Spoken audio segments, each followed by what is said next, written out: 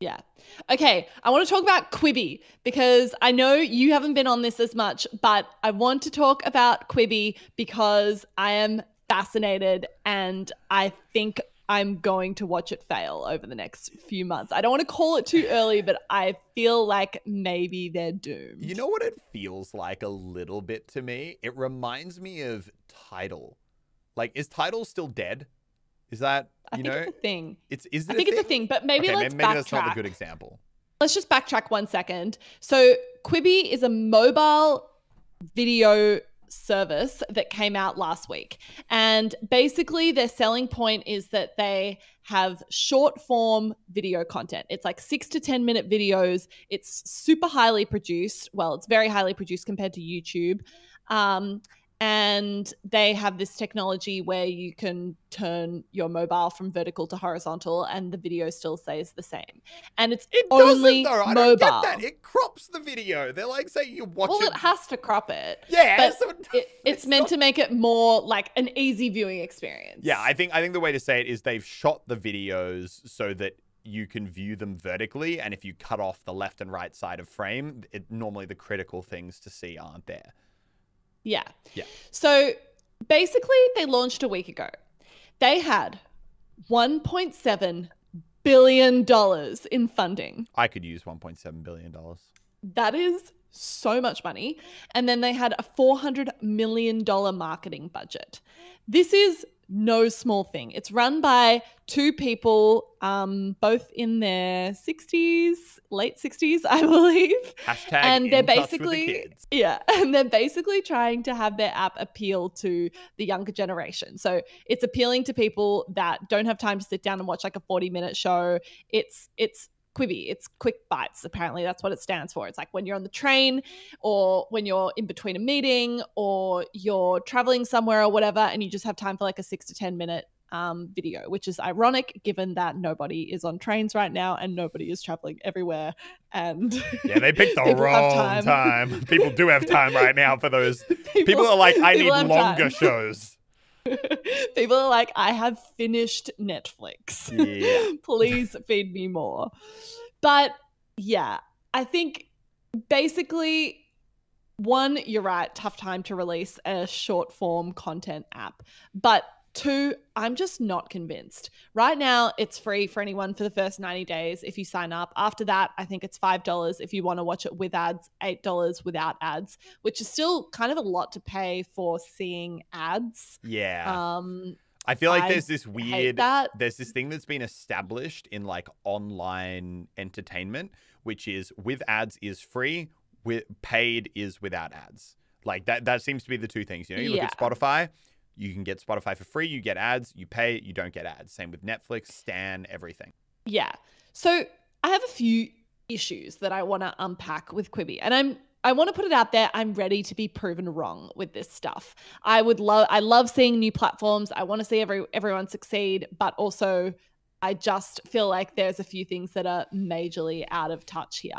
And one of them is the fact that it is on mobile and it is only on mobile. You cannot Chromecast. You can't cast. You can't look at it on a desktop. You can't even, I think you can download it on a tablet, but it's not really optimized for a tablet. It's literally mobile only. And I just don't get why an app would limit themselves in that way. I feel like they've been like, okay, kids are on mobile, therefore we're on mobile, and we're not going to compromise on that. Yeah.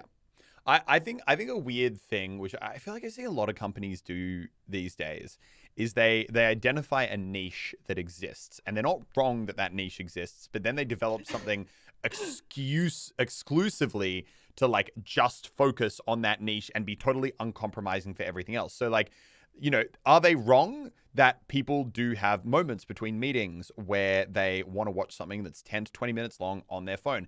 Absolutely, yes. But when there are so many subscription services out there, people want to invest in ones that can, you know, cover as many bases as possible. And the thing is, Netflix, I can watch on my phone, and I can choose to watch a little 15-minute episode of Rick and Morty if I have a 15-minute gap that I'm looking to fill. But also, for that same subscription price, I can go home, I can watch a long movie on my TV, I could get halfway through watching a TV show on my phone, then Chromecast it to my TV when I get back home. I have options, I have choice, I can watch it, in whatever way I want. See, I reckon you hit it on the head right there when you're like, I have options and choice. Because for me, I feel like the reason they've been like, people are on mobile is it's because people are on mobile because they want to feel like they can watch content anywhere. And it just so happens that people are on their mobile a lot. But if you tell someone this is how you have to watch something, people hate that. And I feel like that's why people gravitated towards things like YouTube in the first place, because it's not telling them where and when they have to watch any content. It's like, here's the content. You can watch it wherever, whenever you want. And Quibi, it's like saying, hey, we know you want short form content on mobile. Here is short form content on mobile, and we're not giving you anything else. And I just feel like people hate it when they're not given the option to watch what they want. And I also think that more and more with like more and more things moving to be subscription services, I think people are becoming a lot more conscious of the subscription services they have. Like, I think it was like back in the day when it was just Netflix and Spotify, it was like, okay, Netflix, Spotify. Then it was like, okay, now you've got all these other streaming services that are competitors to Netflix. And then you're like, okay, maybe I'll subscribe to 2 of them. But the more that come, you're not just instantly like, oh, it's $5 a month for content, I'm going to go for it. It's kind of like, ugh, I'm already spending like 30, 40 a month on these other subscriptions. Do I really want to do another one? Do I need it? No, I already have so much content here. I don't know. And I think, for example, I just think the only thing that they have that these other streaming services don't have is that whole like watch vertically thing, which feels like a gimmick. It is a gimmick. It like when it's like vertical watching technology, it's like, no, you just crop it. You've literally, like, there's no technology behind it. It is a fact. If you were displaying a video in a thinner space, the video will be thinner. It is a fact. We have no idea if this is a fact or not. No, it is a fact. There's no way to technology yourself around the fact that if you're cropping a video, the video is cropped. That's just a fact. Yeah. That is how space and time works.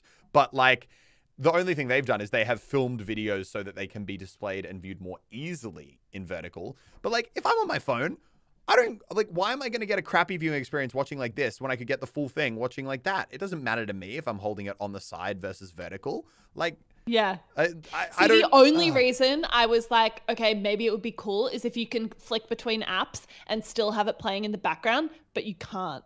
Yeah. And then I was like, why is anyone going like this to this if they have to be watching it all?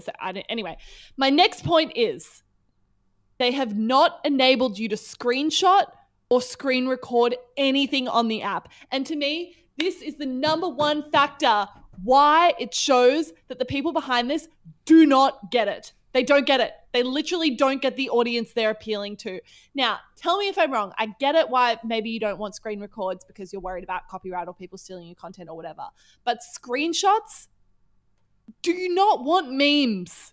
Do you not want to be memed online? Like, this like literally irks me so much because you look at like, why does everyone know what Tiger King is? Literally, why does everyone know what Tiger King is? I just tested. I can screenshot Netflix. I didn't know that. I actually thought Netflix blocked it as well, but apparently not. No, but like you think about Tiger King, there is literally so many memes on Tiger King. There's like sounds Carol Baskin. On... Yeah, but like, how do you know that song? Husband, whack. I can't get it out of my head. Like... It's in my fucking head. I can't get it out. Do you know the dance though? Oh God, no. I've seen it. But like, I just reckon that's so critical these days because I think there are so many people that probably watched Tiger King because they saw all the Tiger King memes. They saw the bloody Carol Baskin TikTok dance and they were like, what am I missing out on? Therefore, I'm going to go watch it. That's missing out on the wildest ride of your life, let me tell you. Yeah, no, I agree. I think it's just one of those weird things where it's like, it sounds like very traditional media where it's like, we must have full ownership and restriction on everything, nothing for free, not even a screenshot of our show.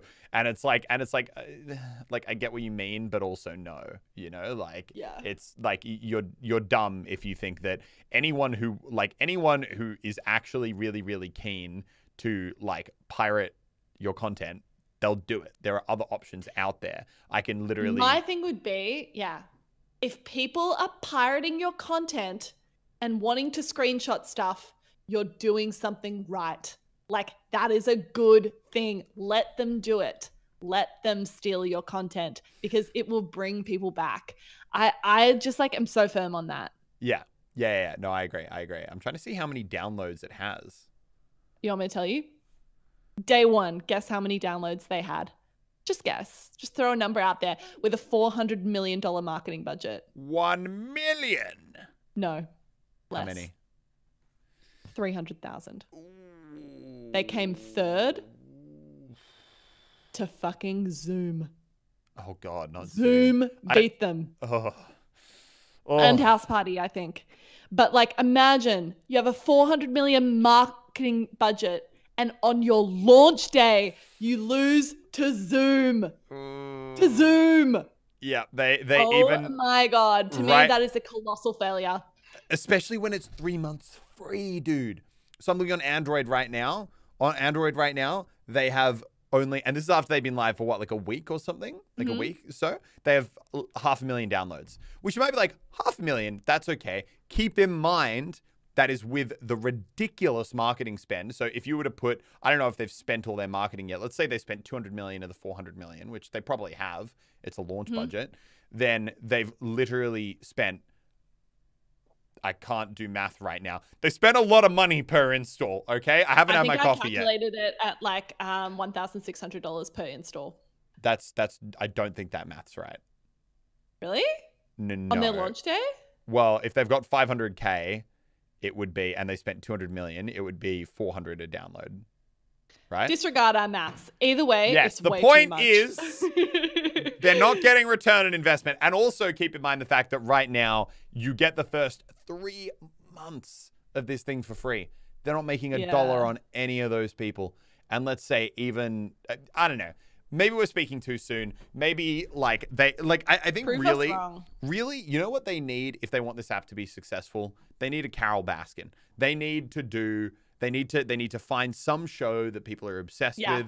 If they do like Tiger King, the sequel, you know, and it's only available on Quibi, then it's like, ooh, okay, maybe you're going to pull people over for that. Maybe. None of the shows are that good. None of the shows are that good. I opened it and I was like, yes, this seems like a bunch of generically approved Hollywood scripts.